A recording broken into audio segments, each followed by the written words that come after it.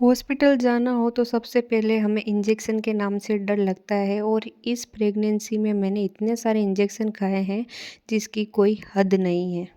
कभी खुशी कभी गम के साथ में ये प्रेगनेंसी की जर्नी मुझे पार करनी ही थी।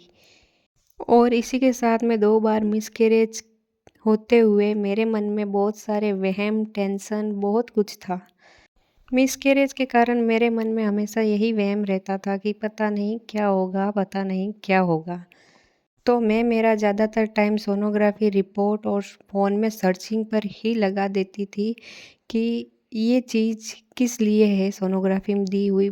बहुत बार यूट्यूब, गूगल ये सब पर सर्च करती रहती थी और ज़्यादातर तो मैंने दृष्टि की और अब वाली सोनोग्राफी को भी कई बार मैचिंग कर के देखा है कि 7 मंथ की इसकी थी और 7 मंथ की अब की। तो हर सोनोग्राफी मैंने मैचिंग कर के देखी है और अपने मन को तसल्ली दी है। लेकिन अभी जो मेरे लिए सबसे बड़ी बात थी, वो ये थी कि मेरी ड्यू डेट 25 तारीख थी, सेकंड ड्यू डेट थी 29। 25 पे मैं जाकर चेक करवाती हूँ तो डॉक्टर बोलते हैं कि आप 29 तक वेट करो, पर 29 के बाद भी कोई पेन नहीं होता है। तब मैं जाकर डॉक्टर को चेकअप वापस करवाती हूँ, तब वो मुझे भर्ती होने के लिए बोलते हैं और उस अब वाली सोनोग्राफी में मुझे 8 तारीख दे दी जाती है। लेकिन इस तारीख तक डॉक्टर वेट नहीं कर सकते थे।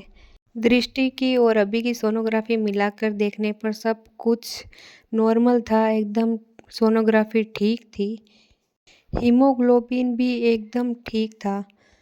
डॉक्टर ने 2 से 3 दिन तक हॉस्पिटल में भर्ती होने के लिए बोला था, लेकिन घर पास होने की वजह से हम घर वापस आ जाते हैं। यहाँ पर मौसम बहुत ही ज़्यादा ठंडा हो रखा है और दृष्टि लगी है अपने काम करने में।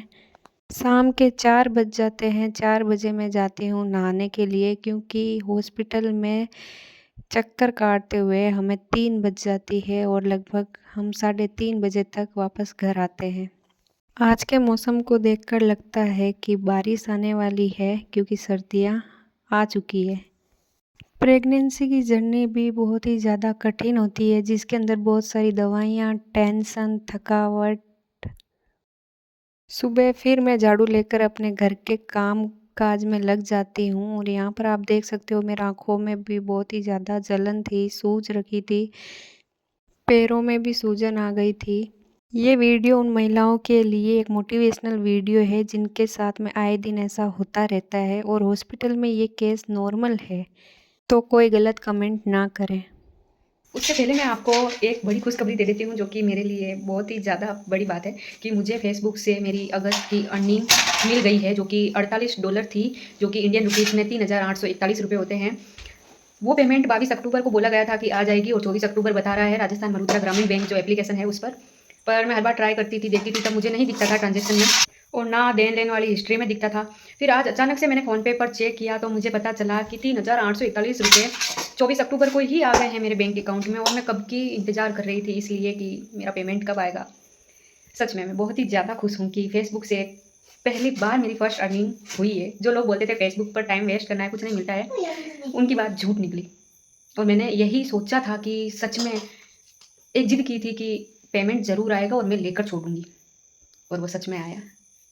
सच में बहुत ही ज़्यादा मैं खुश हूँ। जितना ज़्यादा मुझे पैसे आने की खुशी नहीं है ना, उतनी ज़्यादा मुझे ये खुशी है कि मेरी ज़िद पूरी हो गई।